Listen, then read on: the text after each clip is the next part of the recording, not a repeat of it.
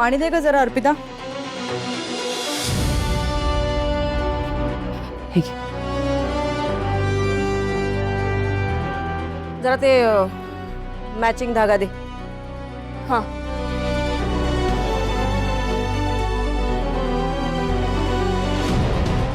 आई. मामी हाँ मला ते स्केच पेन दे ना. Sketch pen. हां हे हाँ अजून काय हवंय यातलं? नाही नाही. हे घे. थँक्यू. अगं हे काय धागा दिलाय? जरा मॅचिंग दे ना. अच्छा मॅचिंग. थांबा अर्पिता मॅडम.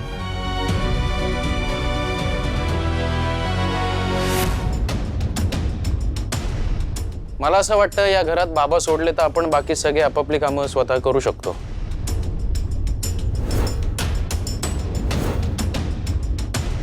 त्यासाठी तुम्हाला राबायची गरज नाही. तुम्ही या घरातल्या गृहिणी आहात, दासी नाही. हे इतर लोक जरी विसरले तरी तुम्ही विसरू नका प्लीज.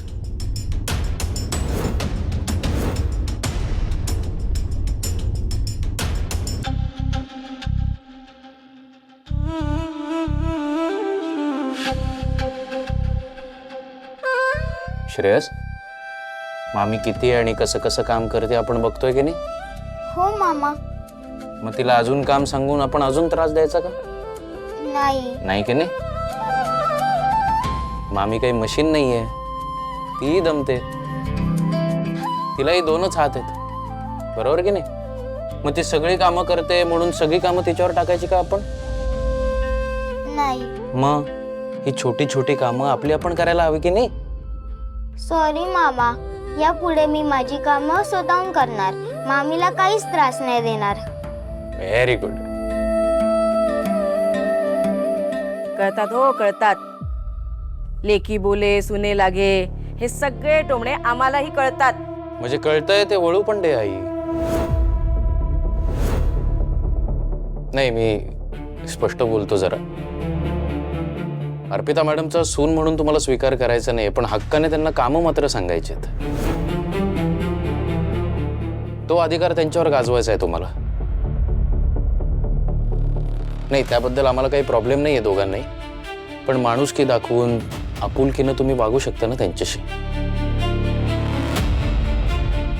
ही सगळी छोटी छोटी जी कामं आहेत ती आपली आपण करू शकतो आपण. त्यामुळे इथून पुढे त्यांना जेव्हा सहज शक्य असेल तेव्हाच ते ही कामं करतील, अन्यथा करणार नाहीत. हे बघ समीर तू. आणि हो, हे मत माझं आहे, हा निर्णय माझा आहे, माझ्या विचारांनी घेतलेला आहे. त्यासाठी त्यांना दोष द्यायचा विचारही करू नका तुम्ही.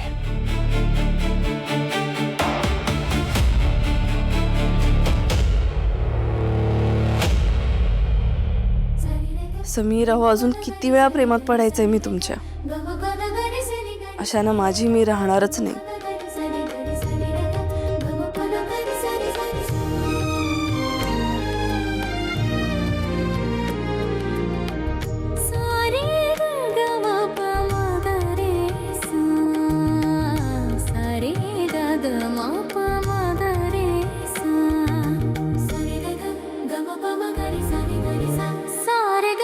अर्पिता मॅडम, तुम्ही स्वयंपाक करण्यावर लक्ष द्या, मी तुम्हाला मदत करतो. ज्याचं त्याचं ते बघतील. हं? नाही तसं आपण एकमेकांना मदत करतो, पण त्यात आणि यात फरक आहे. हे वेळीच कळलं ना की मग टेन्शन राहत नाही.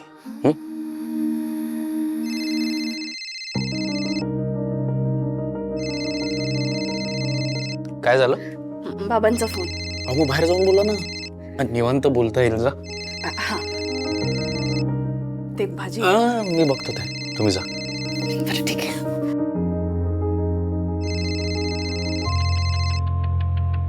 हॅलो बाळा, कशी आहेस तू?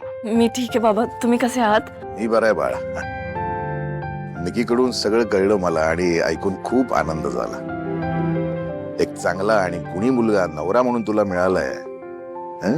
अशी सुखात राहा. हो बाबा, आता निकिता येऊन गेली माझ्या घरी. पुढच्या वेळेस तुम्ही या ना हो. वाट बघते मी. येईल येईल नक्की येईल. हे बघ बाळा, संबंध आपण जपायचे असतात आणि वाढवायचे असतात. हो बाबा. आणि त्याचाच एक भाग म्हणून मी तुला आणि समीरला आमंत्रण देण्यासाठी फोन केलाय. म्हणजे अगं बाळा, अधिक मास चालू आहे ना. अधिक मासात वाण देऊन जावयाचा मानपान करण्याची पद्धत आहे. हं? तुझ्या सासरच्याने आम्हाला आमंत्रण देऊन येणं जाणं सुरू केलंय. तेव्हा आता माहेरच्याची टर्न आहे. तेव्हा जावयाच्या मानपानासाठी तू आणि समीर दोघांनी घरी यायचंय. फोनवरच आमंत्रण देतोय. बाबा, तुम्ही आमंत्रण देताय, पण आई. हे बघ, आईला जे काही समजवायचं नाही ते समजवलंय मी. ते काही बोलणार नाही. आणि आता आईच्या रागाचा मान ठेवायचा का बाबाच्या प्रेमाचं हे तू ठरवायचंयस. बाबा, असं काय बोलताय तुम्ही? काही झालं तरी माझं माहेर आहे ते. तिथे येण्याची ओढ लागणारच ना मला. पण मला एकदा समीरशी बोलू दे, मी सांगते तुम्हाला. मी त्यांना रिसर वेगळा फोन करू का? नाही नाही, त्याची गरज नाहीये. ते तसे नाही आहेत. मी बोलते त्यांच्याशी. ठीक आहे, पण नक्की यायचं दोघांनी. तू जावई बापूंशी बोलून घे आणि मला मेसेज कर. हो, मी तुम्हाला मेसेज करते. हो.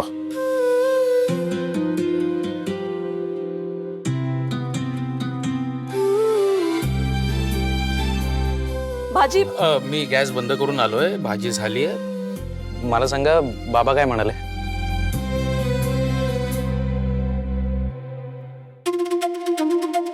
मी समीर आणि अर्पिताला उद्याच्या कार्यक्रमाचं निमंत्रण दिलेलं आहे.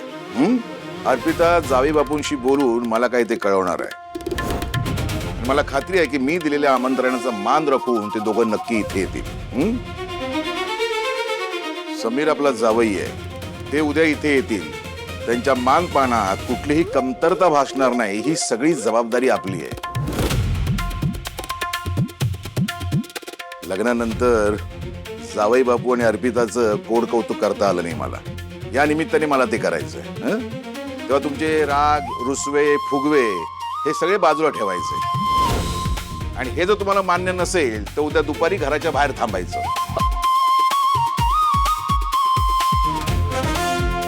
पण हा कार्यक्रम होणार म्हणजे होणार. तुम्ही आलात तर तुमच्यासह, आणि तुम्ही नाही आलात तर तुमच्या शिवाय. स्पष्टच सांगतोय मी. निकी, उद्या जावई बापूंसाठी काय काय बनवायचं ते आपण ठरवूया. ओके. हे बघ, रीतीप्रमाणे आपण अनारसे बनवूया. जेवणात खीरपुरी. ओके. आणि आपल्या बजेटनुसार एखादं छानसं गिफ्ट देऊया आपण जावई बापूंसाठी. आणि लवकर काहीतरी करा हा, नाहीतर ती अर्पिता शेफारेल. परत तिचं घरी येणं जाणं सुरू होईल आणि घराची आहे ती पण गाडी विस्कटून जाईल. तसं काही नाही होणार. यांना जे करायचं ते करू दे. मला काय करायचंय ते मला चांगलंच माहिती. अरे वा, आमंत्रण. अहो, जाऊया की आपण. त्यानिमित्तानं दोन्ही घरची नाती सुधारतील. नाही समीर, आपण नाही जायचं तिकडे. अहो, मागच्या वेळेस काय झालं होतं तुम्हाला आठवतंय ना? निघ इथून. तुझं अपशकुनी तोंड परत दाखवायचं नाही आम्हाला. निघ.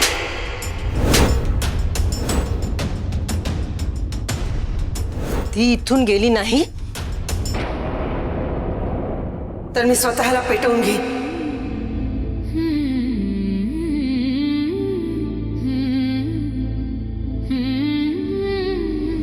हे बघा, मी माझा अपमान सहन करू शकते, पण उद्या तिकडे गेल्यावर आई तुम्हाला जर काही वेडवाकडं बोलली ना तर ते नाही मला सहन होणार. त्यापेक्षा नकोच. अहो, असा विचार का करताय तुम्ही? आता आपण आमंत्रण केल्यावर निकी आली की नाही? सगळं व्यवस्थित होतंय ना? हा, थोडा तणाव आहे पण निस्तारलाय आपण. अहो, सलील बरोबर तुटलेला संवाद तुमचा पुन्हा चालू झालाय अर्पिता मॅडम. तसं तिकडे पण होईल. माणसं बदलतात. बर, एक गोष्ट मला अगदी मनापासून सांगा. तुम्हाला माहेरची आठवण येत नाही का? तुम्हाला नाही वाटत तिकडे जाऊन त्यांना भेटावं, त्यांच्याबरोबर वेळ घालवावा? लग्न झालेल्या मुलीसाठी माहेर काय असतं ना हे फक्त तिला माहिती असतं. बघितलं, एका क्षणात सगळं सांगून टाकलं तुमच्या डोळ्यांनी. आपली नवसा आजी काय म्हणते, मुलगी सासरच्या मातीत रुजते खरी, पण तिची मुळं मात्र कायम तिथे माहेरच्या अंगणातच राहतात. त्यामुळे सासरची माणसं कितीही जवळची असली, कितीही आपलीशी वाटली, तरी सासू म्हणताना ओठ वेगळे होतात आणि आई म्हणताना ओठ जवळ येतात. अहो अर्पिता मॅडम, माहेर म्हणजे आधार. सासर नावाचा प्रवास कितीही खडतर असला तरी जिथे हक्काने क्षणभर बसून विश्रांती घेता येते, तो मैलाचा दगड म्हणजे माहेर. भरलेलं मन जिथे मोकळं करता येतं, तो मायेचा पदर म्हणजे माहेर. लहानपणीचा खाऊचा डब्बा म्हणजे माहेर. पावसात मनसोक्त भिजायचं आणि चिखलाच्या पायाने घरभर काढलेली नक्षी सुद्धा रांगोळीसारखी मिरवायची. इतका बिनधास्तपणे वागण्याचा परवाना म्हणजे माहेर. मनसोक्त रडू देणारी आई बाबांची कूस म्हणजे माहेर. आणि खळखळून हसवणारी ताई दादाची मिठी म्हणजे माहेर. अर्पिता मॅडम, लग्न झाल्यावर मुलगी माहेरातून बाहेर पडते खरी, पण माहेर तिच्यातून कधीच बाहेर पडत नाही.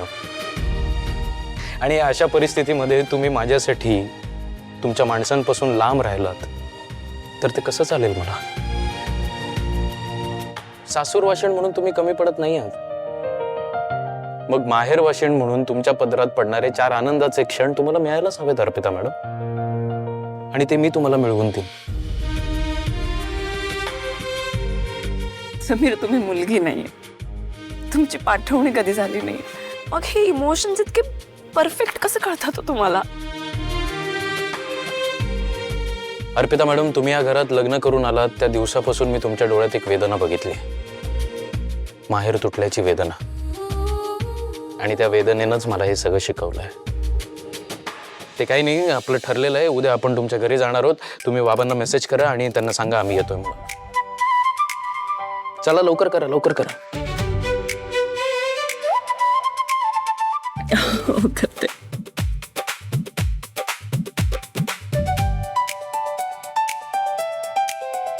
चला आता जेवायला. उद्या सकाळी सगळं आवरून आपल्याला घरी जायचंय परत. हं? आणि आमच्या मातोश्री तुम्हाला काही आराम देतील असं वाटत नाही. खबरदार माझ्या सासूला काही बोललात तर गाठ माझ्याशी लक्षात ठेवा. अरे बापरे, असं आहे का?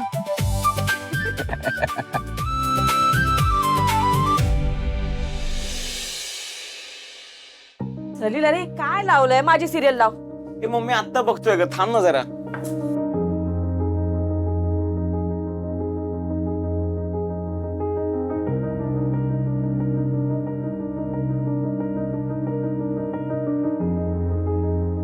काय कळत रे? डोंबलं. बघू दे ग मला.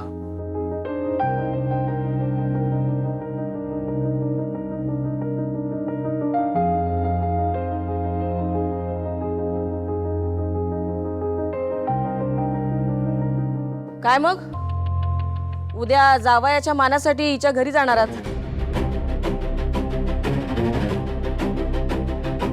हो. मग काय जावई अनाथ आहे त्यांचा असं काय सांगितलंय का हिने हिच्या घरच्यांना? आई काय बोलतेस तू? नाही, तुम्हा दोघांनाच बोलवलंय म्हणून म्हटलं रे. नाही, तसं नाहीये. तुम्ही पण चला ना. कशाला?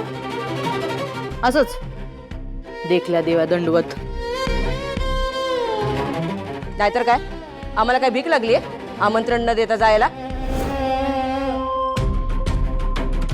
आई, त्यांच्या माहेरच्यांना बोलवायला तूही नकारच दिला होतास ना?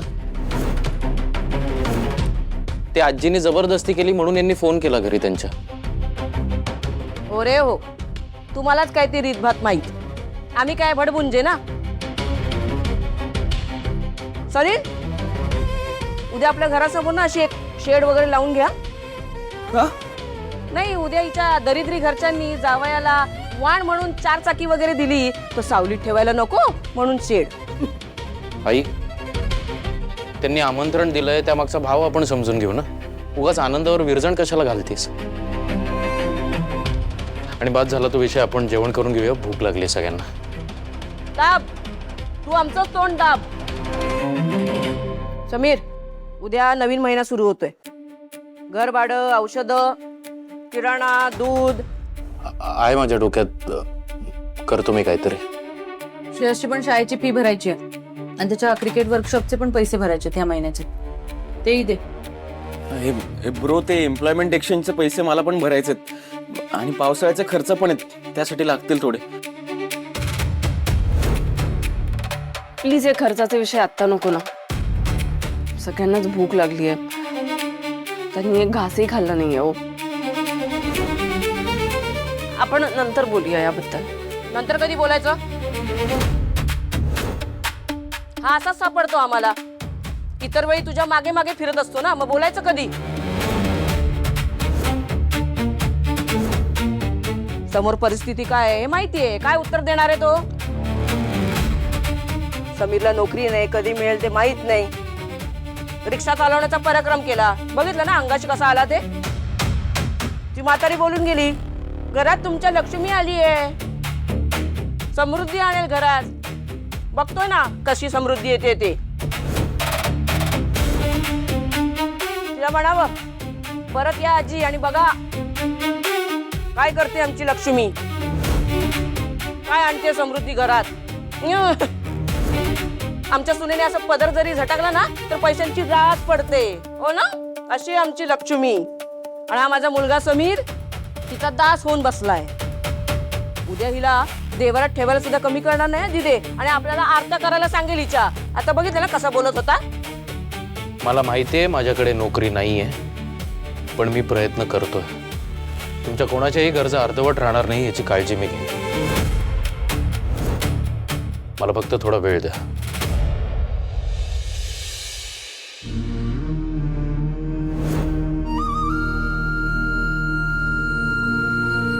समीर,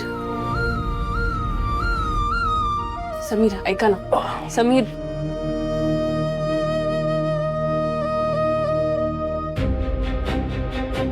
एक घासही खाल्ला नाही हो त्यांनी. भरल्या ताटावर त्यांना दुखवायची काहीच गरज नव्हती. हक्काने कर्तव्य सांगतो ना आपण, मग त्यांचं मन जपणं आपलंच कर्तव्य आहे ना. आपणच त्यांचं मन दुखावलं तर घरात शांतता आणि समाधान कसं राहील?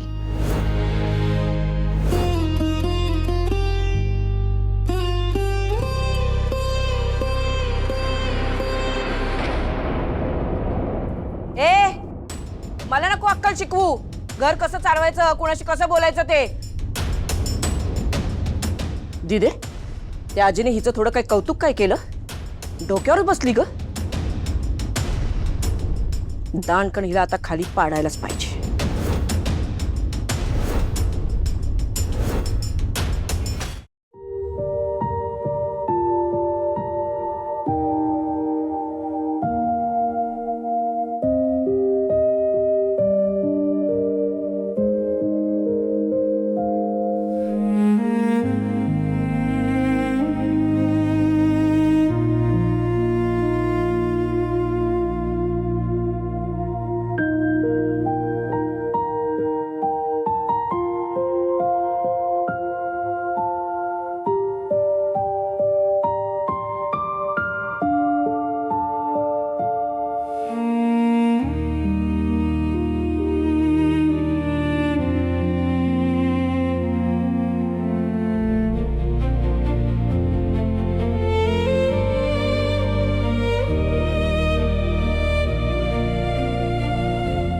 रडू आलं की रडावं माणसाने.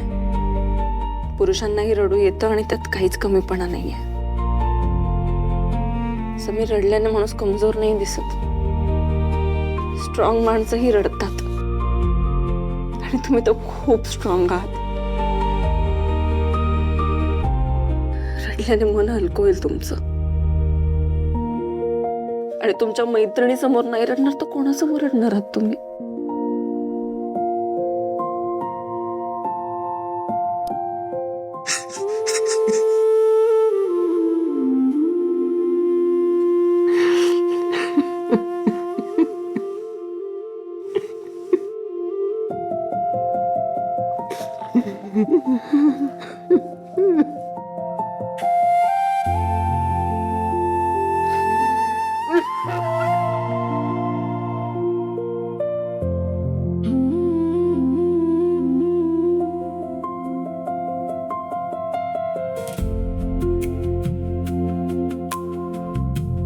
समीर, आईंच्या बोलण्याचं तुम्ही एवढं वाईट वाटून घेऊ नका. तुम्ही प्रामाणिकपणे प्रयत्न करताय ना. करतोय मी. पण नोकरीच मिळत नसेल तर त्या प्रयत्नांना तरी काय अर्थ आहे? असं नका बोलू तुम्ही. आपण दोघं मिळून काहीतरी मार्ग काढूया ना. आणि अहो, गेल्या काही दिवसांमध्ये कितीतरी चांगल्या गोष्टी पण घडल्यात ना आपल्या आयुष्यात. नवसा आजींनी आपल्या लग्नाला मान्यता दिली. देवीचा टाक आपल्या घरात आला. आता देवीच या सगळ्यातून काहीतरी मार्ग दाखवेल आपल्याला.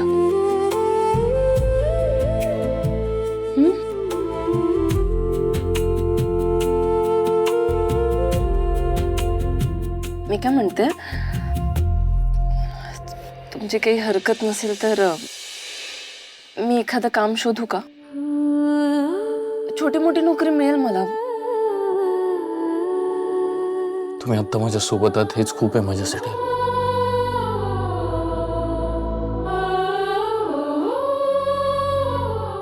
सॉरी माझ्यामुळे तुमचं हे जेवण अर्धवट राहिलंय. चला जाऊया, पण उद्या नोकरी शोधायला जायचं असेल ना,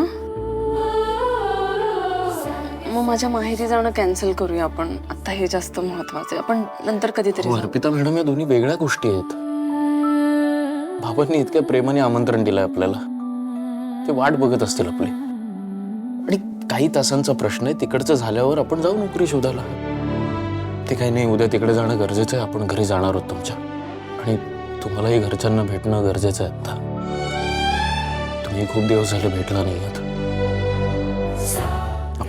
आपण जाणार आहोत तुमच्याकडे. मी आलो, तोंडून येतो.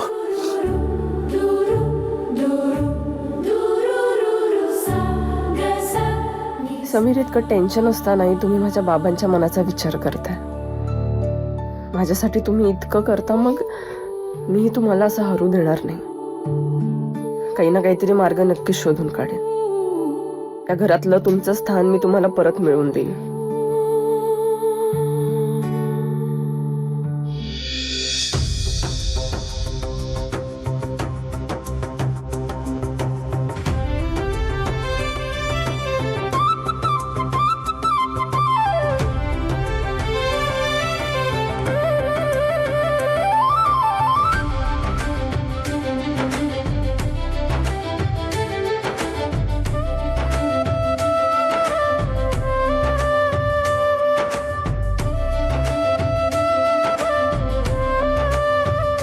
बाबा,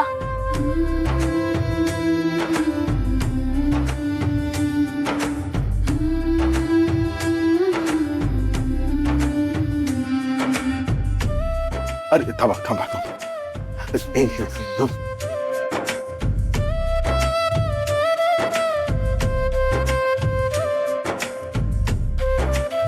कविता ये.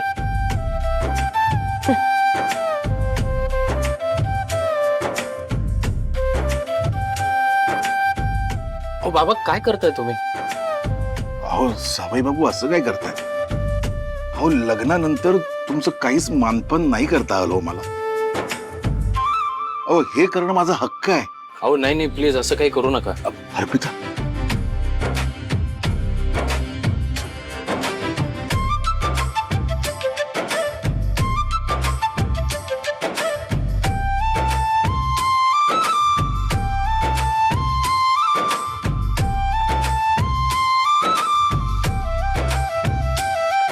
कविता ये.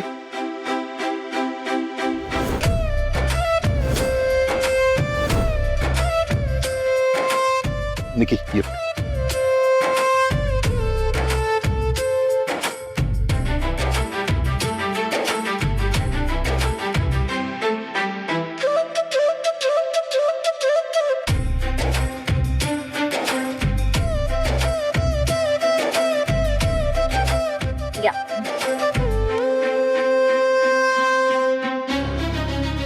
यापुढे तुझी सावलीच या घरावर नकोय मला. माझ्यासाठी मेली होतीसच तू, पण तुझ्यासाठी हे घर कायमचं तुटलं, लक्षात ठेव.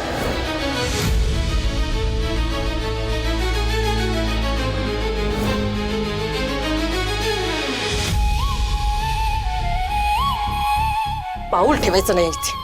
कळलं?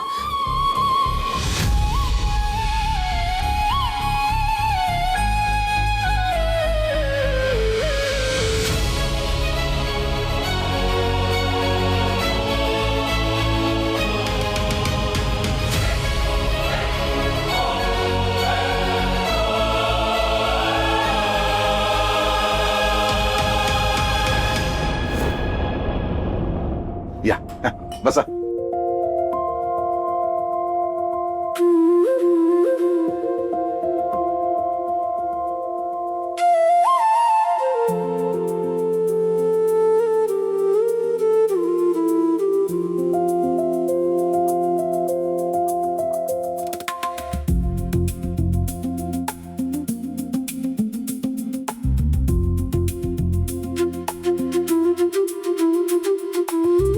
दादा कसा आहेस?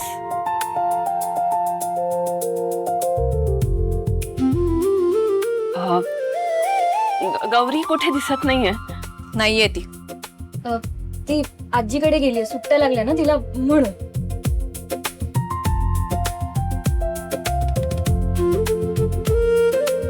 वहिनी तू कशी आहेस?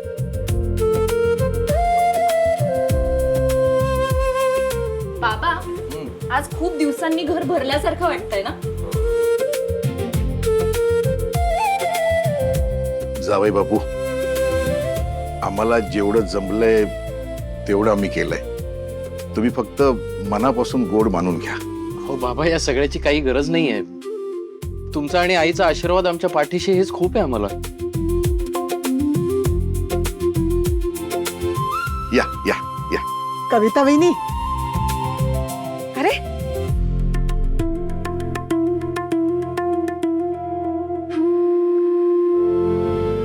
हो सुदामी वहिनी, मी अनारसे पाठवले होते. तुम्हाला आणखी काही हवंय का? मीच बोलवले त्यांना. वहिनी तिथेच थांबा. तिथेच थांबा.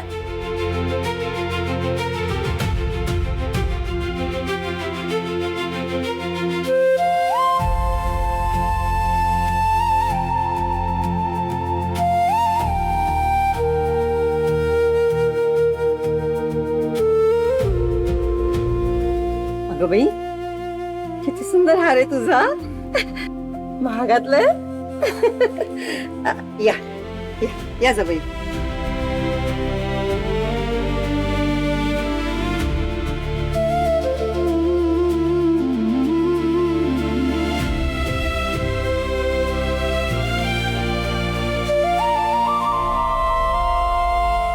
कविता, हे अहो असं काय करता? सुदामे कुटुंब आणि आपण आज इतकी वर्ष चाळीत एकत्र राहतोय आणि त्यांची सायली आपल्याकडे लहानपणापासून येते जाते. अहो अगदी मुलीसारखीच आहे आपल्याला. आता त्या नात्याने तिचा नवरा आपला जावई झाला नाही का? मग म्हणून सायलीला आणि जावयांना मानपान करण्यासाठी आज आपल्याकडे बोलवले. अरे वा, चांगलंच आहे. ओळख करून देते. हो. हे निखिल नवाथे, फार हुशार आहेत. MBA केले त्यांनी. MBA. अहो फार मोठ्या कंपनीत मॅनेजर आहेत. अहो त्यांना वर्षाला 30 लाखाचा काय ते पॅकेज आहे. स्वतःचं मुंबईत घर आहे, घरासमोर 2 गाड्या आहेत. आणखीन काय हवं नाही का? अहो अभिमान वाटावा असाच जावई आहे. अहो वहिनी, किती कौतुक कराल. अहो कौतुक करण्यासारखेच आहेत ना ते. हे आमचे जावे. काही नाहीये सांगण्यासारखं.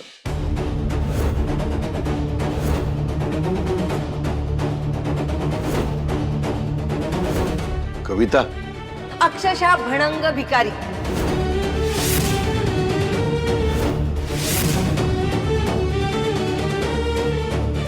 बिनकामाचे ना करता. अहो हक्काची नोकरी सुद्धा नाहीये ना घर सुद्धा नाहीये.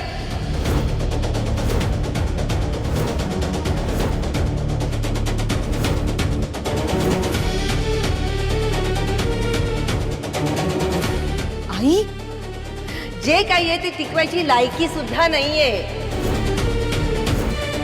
अहो चांगल्या घरातल्या मुली पळवण्याचा रेकॉर्ड आहे त्यांचा. तुरुंगातही जाऊन आलेत ते. आई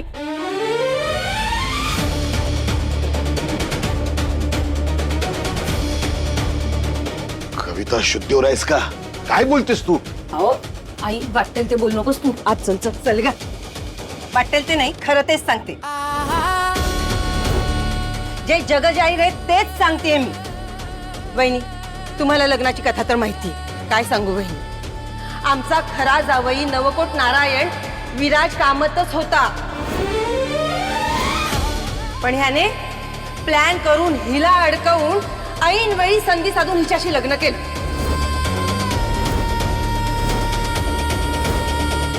आता सांगा, 10 जन्माचं पाप होलं आणि असा जावई पदरात पडला. खरं सांगू का तुम्हाला, धोंड्याच्या महिन्यात खरा खुरा धोंडा घरी आला. आई बास